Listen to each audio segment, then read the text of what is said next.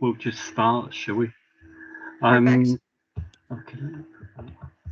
Hopefully everyone can see the slides, and thanks very much for coming along. And people are still joining, but I think I'll make a start anyway, because we've only got a limited time, and I want to try and leave some time for some chat and some questions at the end.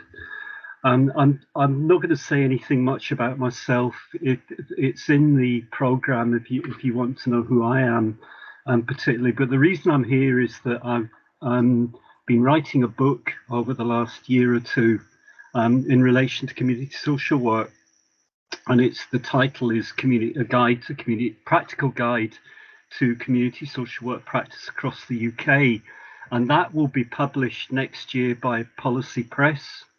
What I'm going to tell you about today really comes from my work around this and the findings that I've come across in looking across the UK at what's actually happening. So the purpose of this presentation is to demonstrate the urgent need to reorientate social work back to communities, and place this, and I want to place this today in the context of the recent history of social work, and looking through that prism at current issues and problems, and at the possibilities that are opened up in Scotland through the National Care Service proposals. And I'll be giving you some examples, so we can move on to the next slide, please, Terry. So first of all, let's look at what happened into social work in Scotland. Well, the 1968 Act, which over 50 years ago now, I can remember when it came in. I came into practice not long after that, and it all seemed very new and innovative at the time. And indeed it was, but sadly we've lost a lot of the momentum that built up around the Act, and in particular the centrality of the concept of community to the 1968 Act, and the centrality of the notion of the promotion of social welfare, Section 12 as we know it. And at that time, and promoted in Scotland through the Act, and in fact Scotland were pioneers across the UK in relation to community social work initiatives, we saw some actual models in practice in various places across Scotland, in Hamilton, up in the Highlands, in various parts of Glasgow and Edinburgh. And these were very good, but they didn't last very long for all sorts of reasons, principally an absence of enduring support for them. They were often started at the initiative of workers at local levels, supported by senior management, and when personalities changed and people moved on, the momentum for these was lost, and most of them didn't last longer than 2 or 3 years. But the other thing that moved us away from community was the Thatcher years, the 1980s into the 1990s, when social work was very much under attack. We were being criticised for not getting it right in all sorts of ways, and we were very much on the defensive. So by the 1990s, of course, marketisation and care management and neoliberal models of social work had crept into the profession. I was practiced throughout that area, and it almost felt as if it was happening by stealth. But it impacted hugely and changed us completely. Social workers increasingly became involved in a kind of brokerage role, fulfilling the Griffiths report, you may remember from 1988, fulfilling Griffiths' vision that social workers should be managers of care rather than, and he counterposed this almost directly, rather than people involved in relationship-based practice. So we've suffered a lot because of that. And that emphasis moved us increasingly into risk management. Our practice moved downstream to areas of crisis in individuals' lives, and our practice indeed became very individualized and very determined by eligibility criteria. On top of all that, in Scotland came local government reorganisation. Haven't got time to go into it, but that very much diminished the power and role of social work within local government, as well as, of course, involving a gerrymandering process that impacted on local democracy. And then into the 2000s, we have certainly from 2008 onwards, repeated rounds of austerity. Now in 2005, 2006, we had the last major report into social work, Changing Lives. And I very much hold Changing Lives responsible for consolidating a lot of the things I've talked about. You'll see that that diagram on the right of the picture is of the tiered intervention model that was in Changing Lives, and it consigns, and I use that word quite deliberately, it consigns social work to tier 4. It suggests that social work might be involved in the other tiers, but it very much consigns it to tier 4. In other words, crisis-led work, the very heavy end of work. So it's no surprise that having done that, that's exactly what social work employers in local government then proceeded to do. So by the 2010s, the last decade and a half, we begin to suffer from a recruitment and retention crisis. I think writ large in all of that is integration, where we were increasingly reduced to a second place in terms of what was a partnership, but was no longer a partnership with healthcare. Now, of course, we might hope that the National Care Service proposals, which we heard this morning from Angela Constance, are a recognition that things were not working, that might move things on for us, and we can only hope that it will. But that will take some effort on our part. Next slide, please, Taylor. So the impact of all that, what I would regard as broken systems on social work, are that we are now embedded in a practice that's obsessed with risk, that's very centralized and siloed in terms of service delivery, and often very inaccessible to the people who rely on our services. There's a disconnect between what social workers learn in university and the policies and practice that they're expected to uphold and deliver once they get into particularly local government. We have the disillusioned and burned out staff, and we've got clear proof that that's the case. And we also have a process whereby government want to change things. I'm talking about Scottish government here. So they come out repeatedly with grand policies, which the only way they can attempt to deliver them, given the restraints on budgets, is through setting up fairly small pots of money that are then bid for by local government and third sector organisations, rather than that, instead of increasing core funding to local governments. So local government's been very much diminished in purpose and in ability to provide a broad scope, a range of services. So that's all part of that picture, that increase in the power of local government and increasing the power of the third sector and the role that they play, often through non-professional staff, non-social work qualified staff. And I'd use here that the thing on the right, that's a broken limb, if you're wondering what it is.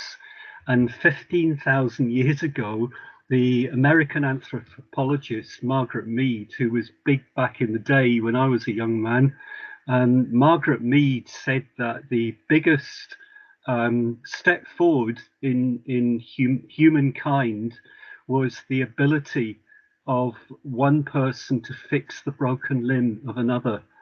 And that was really where care comes from. That care stems from that, and social work, if you like, stems from that human progress. It wasn't scientific progress, in her view, that made that huge leap in humankind.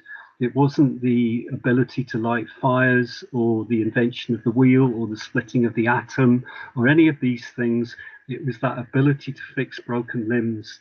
And I'm going to extend that analogy in perhaps a ridiculous way by suggesting that unless we fix the broken system of social work, then we are not going to be able to move forward in keeping social work central to care and human progress. We can move on to the next one, please. Now, there are opportunities to change things. The Social Work Scotland Act is still there, and it still talks about the promotion of social welfare through Section 12. I think the interpretation of that has reduced in scope, has narrowed greatly, but nonetheless, it's still there. And if there is to be new legislation around the National Care Service, then we need to lobby and make sure that it includes that promise of delivering or promoting social welfare. The participation and user direction in terms of co-design, the use of lived experience and co-production, that's written into every area of public policy now, including all social work legislation. And by goodness, there's a lot of it. That was remarked upon this morning. We have more in Scotland than any other jurisdiction in the UK. But it's always written into them. So that's an opportunity to talk about preventative upstream services. And we also talk a lot, we have in Scotland, the Community Empowerment Act was passed in 2015, designed mainly around planning and use of land. But nonetheless, it applies to every area of public policy, and it's again something we can use if we want to broaden the scope of social work. And finally, in that list, there's a general recognition that the current models and strategies are failing. Hence the National Care Service, which I'm not convinced will address any of this stuff by or in of itself, but nonetheless, the possibilities there. Next one, please, Taylor. So I believe that social work has the potential, community social work has the potential to change the face of social work. And I've attended the National Forum a few weeks ago on the National Care Service with hundreds of people there. And Mary Todd, the minister, said that she wanted to unleash social workers as human rights champions. And her intention of the way of doing that was through the National Social Work Agency and the establishment of national standards. Now, to be honest, I hope she's not here. I don't think she is, but I'm not sure she really knows what she's talking about. Because when it comes down to the fine detail, it's completely absent. So that kind of aspirational stuff, I think we can use, and it's helpful in that sense. But I'm not sure it's anything much more at this stage than pure rhetoric. But here's a way of unleashing the potential of social workers. Community social work involves, it's all about prevention. It's all about agreement on goals with the communities that we're working with. It acknowledges power imbalances, and I think that's something we're not always very good at in social work. And I listened with interest to Katrina talking this morning. She was referring to ambulance drivers and police officers and so on, but I recognise a lot of what she said in terms of some of the people that I've worked with in social work settings in the past. So that kind of power imbalance and oppressive practice exists, and we can't wish it away. But I think a community-based model begins to tackle it at root. Community social work is all about emphasizing the strengths that exist in communities rather than always focusing on individual deficit. Communities, as we should know, contain enormous strengths and capabilities, which are realized when people act collectively. And that's what we need to start doing with our social work practice. So it's about resilience building rather than risk surveillance, which we seem obsessed with. And it's also about that unleashing that potential that Mary Todd talks about. The models that I'm going to tell you about in a minute of community social work are all about enabling creativity and artistry on the part of social workers, something that at the moment, with the models that we operate in terms of care management and very proceduralized practice, people get very little opportunity to innovate or bring creativity into their practice. So we can move on to the next slide, please.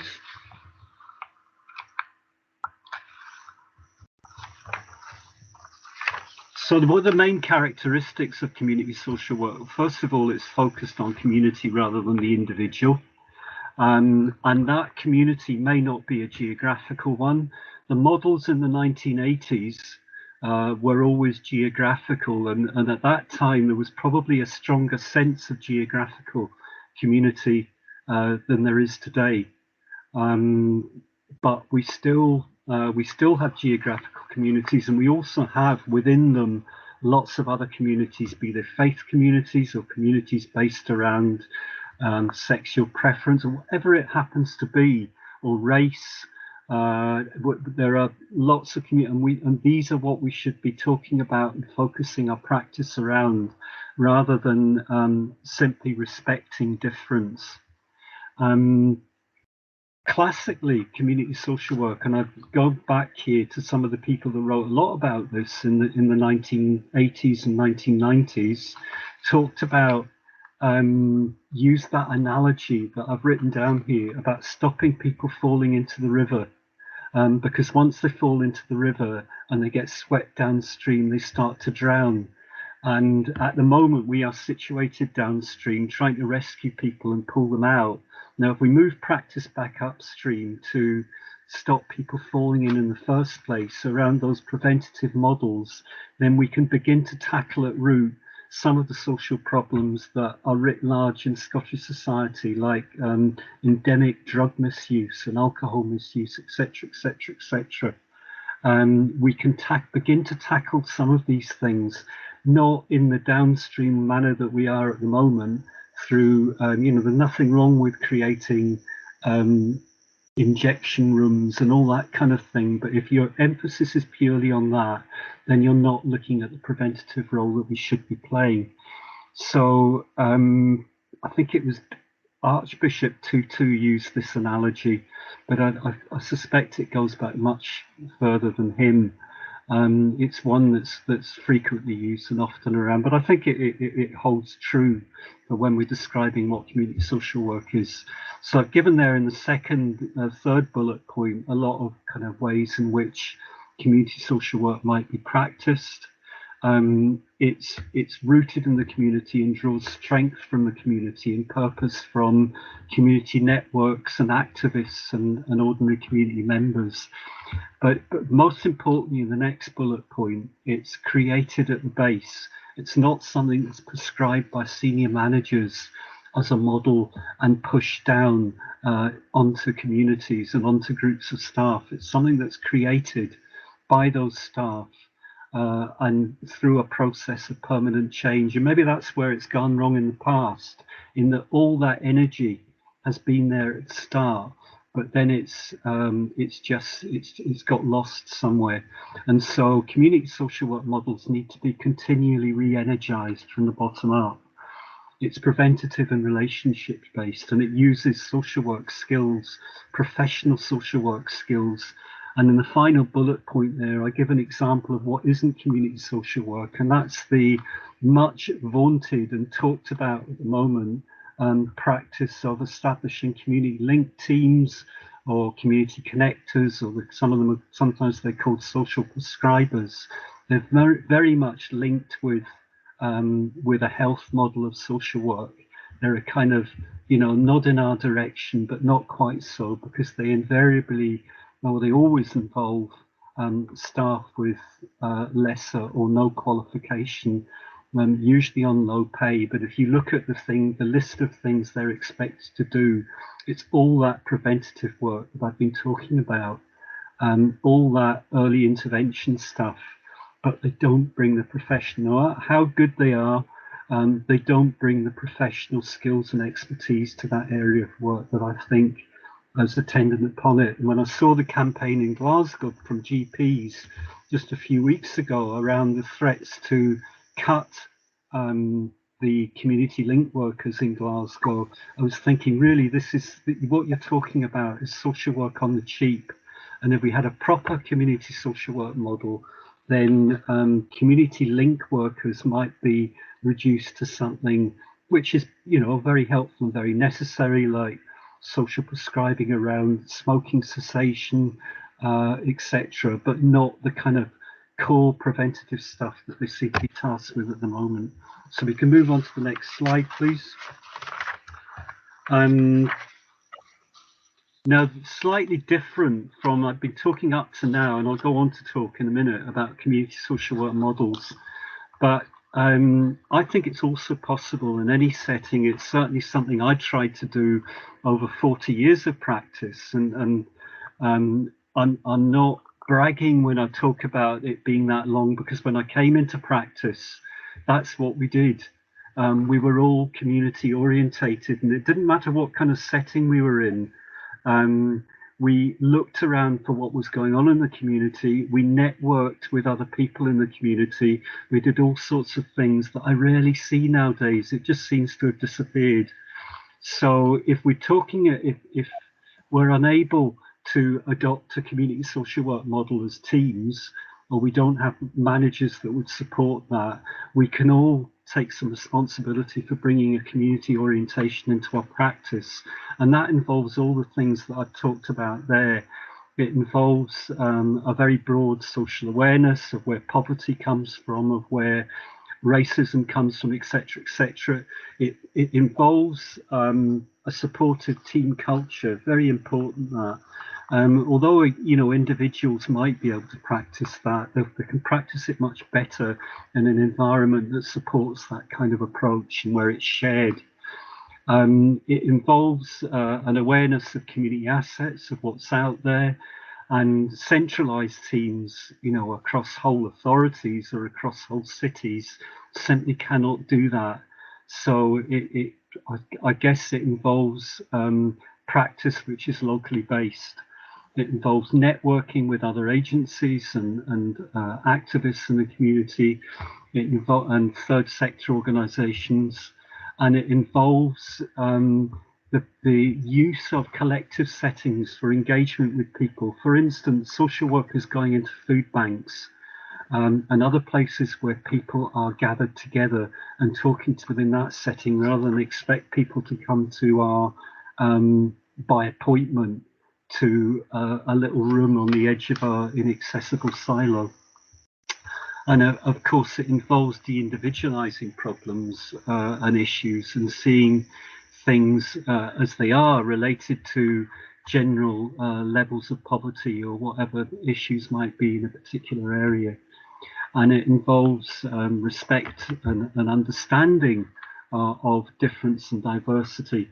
It builds on relationships. It also must involve the space to undertake that kind of work, permission to do it. And I see now that social work leaders in Scotland increasingly talk about giving people caseloads that are varied, that are not just at the heavy end, but also involve opportunities for preventative practice and relationship-based practice. Again, I would question and challenge that, because unless that's talking about social work that's moving back towards communities, then I'm not sure exactly what it is. If we can move on now, please. Okay, now some real examples. I had the pleasure of being involved with the creation of the Fife Community Social Work team in Kirkcaldy a couple of years ago, and of advising them and acting as a kind of critical friend since. That included a national conference about a year ago. Some of you may have been at it.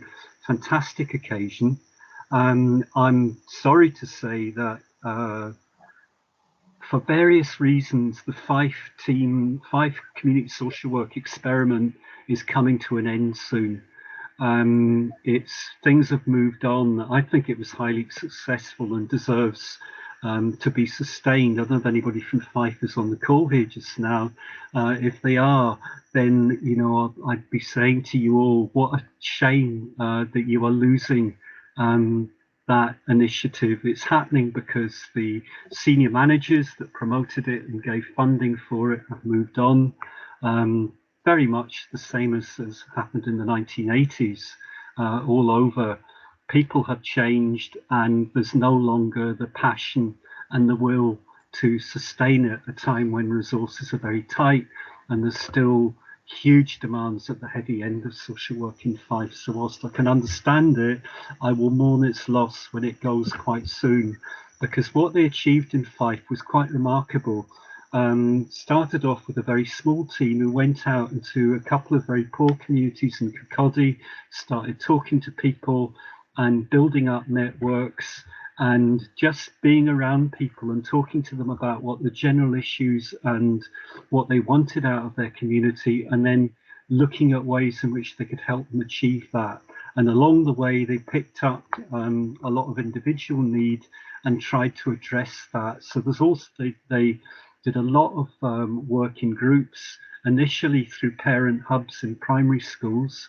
And I attended some of them, and they were just amazing. But they developed that model into, I've given some examples there in the last bullet point of some of the things that they were becoming involved in. Quite an amazing range of work, which they brought a tremendous amount of professional expertise into. That in all of it involved service users being involved in the design and the ongoing co-production of these services. So if you were at the conference last year, you'll have seen a panel of people, including members of the community who they provided services for, and some of the third sector providers in the area, and some of the social workers, all talking together about some of the things that they'd achieved together. And it was really, really inspiring. So I think that I maintain that the Fife model, which I devote a whole chapter to in this new book, was a fantastic example of the potential of community social work. If we can move on to the next one, please, Taylor. The next one, moving now to Northern Ireland. Now, a couple of years ago, the Northern Ireland government, when it was functioning, which is not at the moment, agreed a policy within social work, which has been integrated with health since the 1970s, of placing social workers, funding the placement of social workers in GP surgeries as a pilot. And this took place not across the whole of Northern Ireland, but in about 60 or 70 pilots. And one of these was the Clarendon Medical Practice, which has 12,000 patients in Derry City. Derry, if any of you know it, it's a place with a pretty awful history of division and poverty and lots of social ills. It's pulling itself up on its feet now, but still lots and lots of issues there. So the social worker and social work assistant who joined the multidisciplinary team there through this initiative immediately set about trying to do their social work in a different way. And the social worker there had spent 20 years in children and family. You can see a picture of them all there. Now, what you won't be able to tell from that picture, because these are some of the individuals who are driving that initiative and continue to, you can't tell the difference. You can't tell who's a social worker, who's a service user who's been instrumental in driving some of this, and who some of the other people around the project are, because they all work collectively together to drive this. So it's one of the first things they did was to look at obesity which was a huge problem in the area, recognised by the GPs, and GPs wanted this group to do something about it. And they directed the social worker to start doing, telling people basically to eat healthily.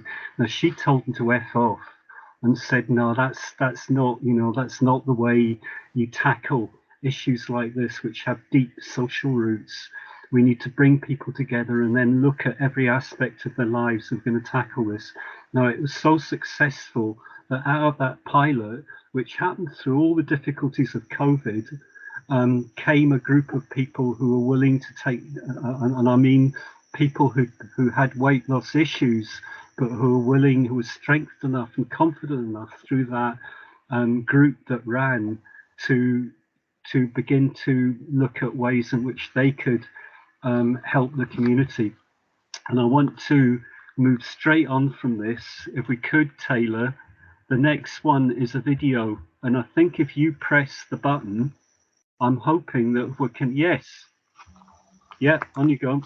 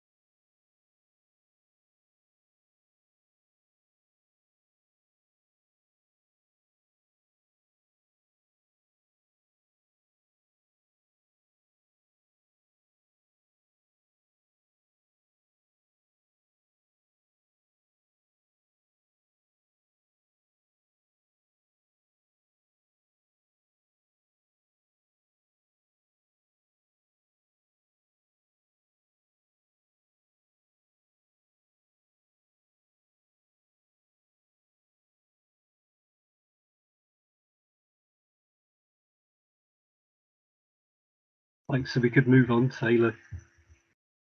I think that's just fantastic, and it I think demonstrates the extent to which the people that we often talk to are suffering from varying degrees of social isolation, and how important it is to tackle that at a very, very early stage. And if you can do that, then you can head off some of the problems and issues that we finish up dealing with. I'm going to move on now to South Wales. Blaenavon is a community in the valleys in South Wales.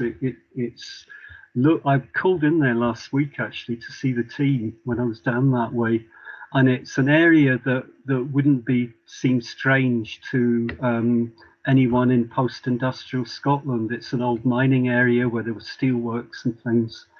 And it's a community that was ravaged by deindustrialization in the 1970s and 80s, and is now suffering the impacts of all of that. So in Wales, they passed a Wellbeing Act in 2014, which gave them an opportunity to reset what they were doing, and various initiatives followed from that, and various authorities were given the opportunity to look at the way they delivered services, including the fairly small authority of Torfaen. Now, in Torfaen, they decided that the way they delivered services to adults wasn't working particularly well. There were long waiting lists based on eligibility criteria. The care management model was frustrating to operate and unsatisfactory for people being offered services. So they decided we're going to start again, and they dumped all that.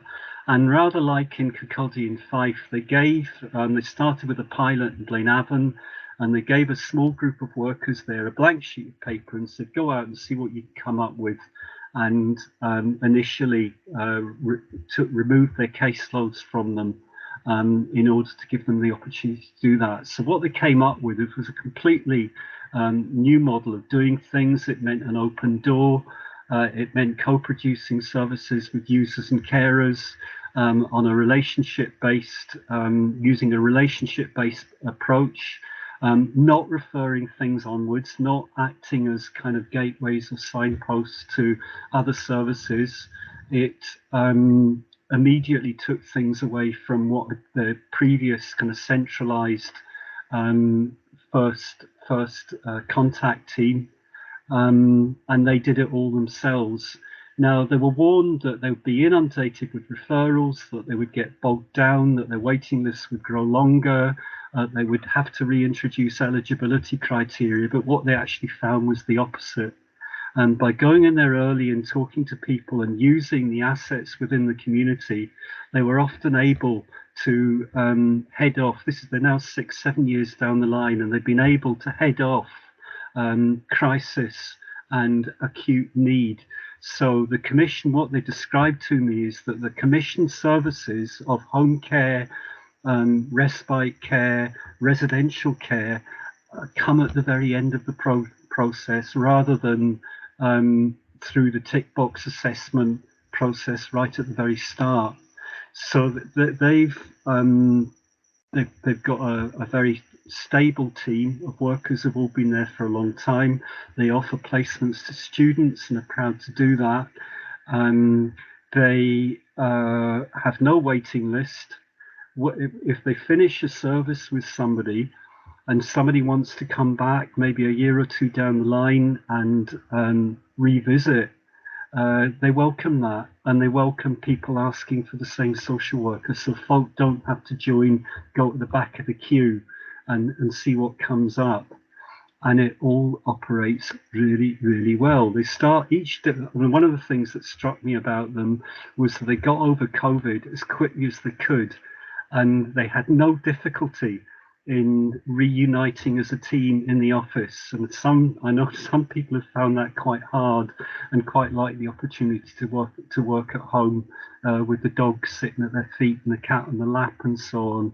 Now they've gone back to office working. They start each day with what they call a fishbowl meeting, where for the first hour of their working day, from 9 o'clock in the morning, they talk about referrals and anything else that's coming up. And they have a strict way of doing that, which seems to work and been going for years now. And that sets off the day for everyone. And it means that things are shared, that there's a lot of kind of collective approach to the problems in the area. So I think I had some difficulty finding them. They are very modest about what they've achieved. They were initially visited by government ministers in Wales and were held up as a model. I think 7 or 8 years down the line, believe it or not, they're under threat because some managers just want to change things for the sake of it. Senior managers, that just seems to be part of managerialism, doesn't it?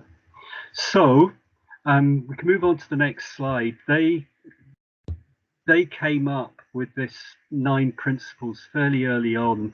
They're in their own words. I might word them a bit differently, but for them, these are the guiding principles. And in their daily meetings, they constantly refer back to these principles to check what they're doing against these ways in which their team operates. And it's that bottom up creativity. I think it's a wonderful demonstration of that.